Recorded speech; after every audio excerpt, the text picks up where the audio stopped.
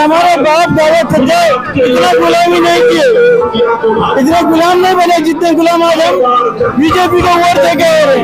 क्या अगर हमारी सरकार बनती है, हम सत्ता में आते हैं तो आप लोगों को 60 दिन के अंदर पक्का रोजगार देंगे। और अब मिल भी नहीं रही, अब मिलने को राजी नहीं है, पूछते भी नहीं है। गेट पे जाओ, नाम बताओ, उसके बाद वो पूछते कहाँ से आए, फिर बताओ कि बस मार्शल है, तो वो मना कर देते। रेखा गुप्ता नहीं मिली, और कोई मंत्री मिले, जितेंद्र गुप्ता मिले जो कह रहे थे 60 दिन के भीतर नौकरी दूंगा।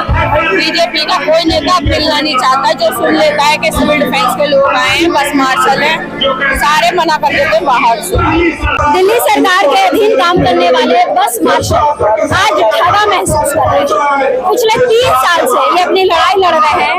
लगभग 11,000 बस मार्शलों को उनकी नौकरी से निकाल दिया गया। आप समझ लीजिए कि हर जगह जो पीड़ित लोग हैं उनकी दशा यही है। हमारे सबका नाम क्या है?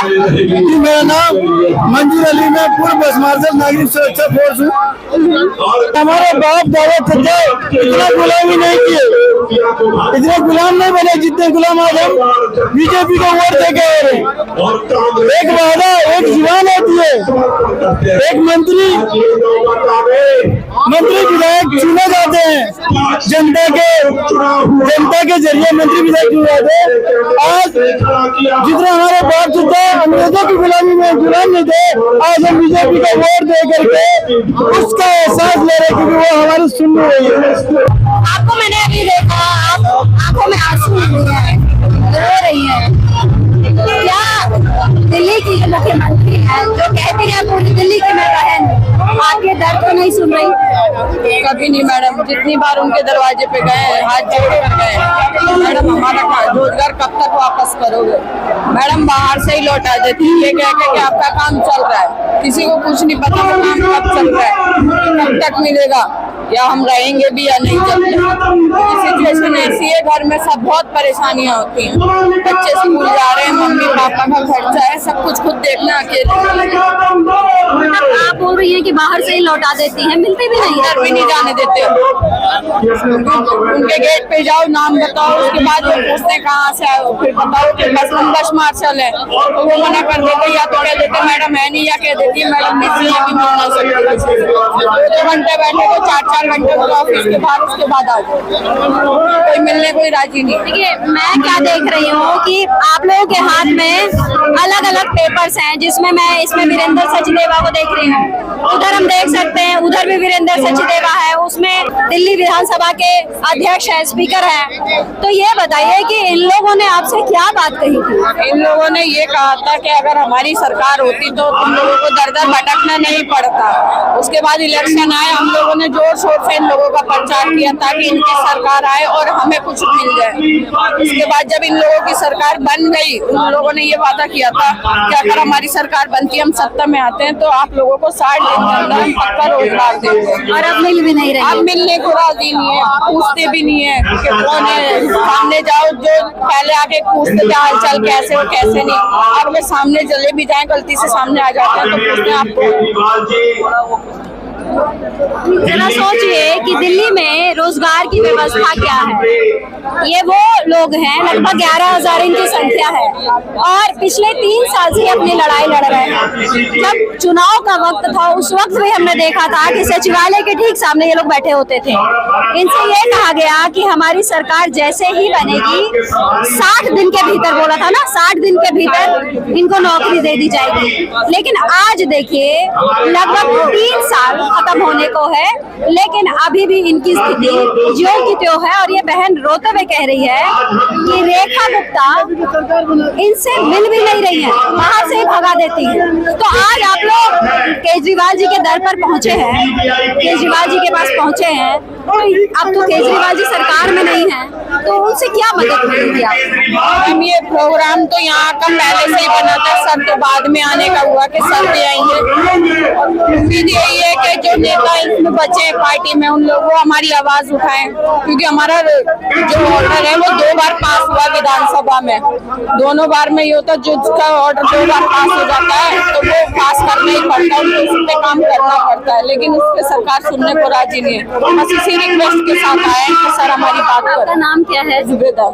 जुबेदा। जुबेदा, ये बताइए, आप लोग को ऐसा नहीं लगता है कि आप लोग कहीं ना कहीं चीटेड महसूस नहीं करती हैं कि पहले केजरीवाल जी जब थे उस वक्त ये कहा गया कि आप लोगों को निकालने में उनका हाथ है, ठीक है? हमने एक पेपर भी देखा था, पेपर में भी लिखा था कि उसके बाद मुझे ध्यान है कि मंत्रियों की एक बैठक हुई थी जिसमें सबने साइन किया था। आतिशी जी एलजी के पास पहुंची थी, बोली थी कि इनको नौकरी जब तक नहीं मिलेगी हम धरने पे बैठेंगे। ये सारा जो माहौल बनाया गया था, माहौल बनने के बावजूद आप लोगों को ये कहा गया कि जब हमारी सरकार आएगी तब हम 60 दिन के अंदर आपको पक्की नौकरी देंगे, मुझे याद है। लेकिन आज 1 साल बीत गया, मुख्यमंत्री साहिबा हर जगह पब्लिक को संबोधित कर रही है, कह रही है मेरा 1 साल बेमिसाल। क्या आप लोगों का ये जो 3 साल गुजरा है, इस बात से आप उसको कैसे कनेक्ट करती है? एक तरफ मुख्यमंत्री कह रहे हैं हमारा 1 साल बेमिसाल, क्या वाकई में बेमिसाल? मैडम उन्होंने तो 1 साल से हमारी सूद भी नहीं ली, उन्हें पता भी नहीं है कि हम लोग कहाँ हैं, कैसे रह रहे हैं, हमारे बच्चे स्कूल जा रहे हैं नहीं जा रहे हैं, हमारे घर में खाना बन रहा है नहीं बन रहा है, उन्होंने कुछ नहीं पूछा। अगर उनको इतना होता है कि हमने कुछ वादे किए तो उस वादे को पूरा करने के लिए हमारे किसी इंसान से तो मिलती 11,000 लोग हैं, किसी एक से तुम बुलाकर पूछती कि कैसा है, क्या चल रहा है, कि मैं यहाँ तक पहुंची हूँ या मैं ये काम करने जा रही हूँ, आप लोगों के लिए पूछ नहीं। जब भी पूछो आपकी फाइल भेज रखी है, आप जब भी पूछो बस यही है कि आपकी फाइल भेज रखी है, काम होगा कब होगा। सुनिए, रेखा गुप्ता नहीं मिली, और कोई मंत्री मिले, विजेंद्र गुप्ता मिले जो कह रहे थे 60 दिन के भीतर नौकरी दूंगा। बीजेपी का कोई नेता मिलना नहीं चाहता, जो सुन लेता है कि सिविल डिफेंस के लोग आए हैं, बस मार्शल है, सारे मना कर देते बाहर से, कोई मिलने को राजी नहीं। क्या आप क्या मैसेज देना चाहेंगे? इतने लोग आपको सुन रहे हैं, क्या मैसेज देना चाहेंगे? क्या हो रहा है? जो भारत के लोग हैं, जो भारत की जनता है, जो रोजगार चाहती है कि उन्हें रोजगार मिले, रोजगार के लिए उनको लंदन में रखना पड़ रहा है, क्या मैसेज देना चाहेंगे? बस यही चाहती हूँ, या तो हमें रोजगार दें, नहीं तो हम जैसे हमने इनके लिए प्रचार करा था ऐसे अब हम पूरी जोर शोर से इनकी बुराई भी करेंगे, क्योंकि जनता जब बिठा सकती है ना सीट से तो उतार भी सकती है। बहुत धन्यवाद। तो ये देखिए, जनता बस एक प्रचार का माध्यम बनकर रह गई है। ऐसा नहीं है, लगातार जिस तरीके से हम कर्मचारियों की बात करते हैं, ऐसा नहीं है कि सिर्फ दिल्ली नगर निगम के कर्मचारी ही परेशान है। यहाँ हर ओर लगभग ऐसा ही माहौल बना हुआ है, चाहे आप दिल्ली नगर निगम चले जाइए, दिल्ली सरकार चले जाए, यहाँ चुनाव के समय इस तरह के वादे होते हैं, उसी कर्मचारियों से ढोल नगाड़े में बजवाए जाते हैं, लेकिन उनके हाथ क्या लगता है? ये देखिए, ये पर्ची लेकर ये बहन घूम रही है, ये वो वादा है जिसे किसी और ने नहीं, विजेंद्र गुप्ता हो या वीरेंद्र सचदेवा हो, इन सभी ने किया। लेकिन आज ये पर्ची, ये घोषणा, ये वादा खबोसलई से ज्यादा कुछ नहीं है, क्योंकि इनके हाथ कुछ नहीं बता। और इनके साथ क्या हो रहा है? कभी केजरीवाल तो कभी भारतीय जनता पार्टी।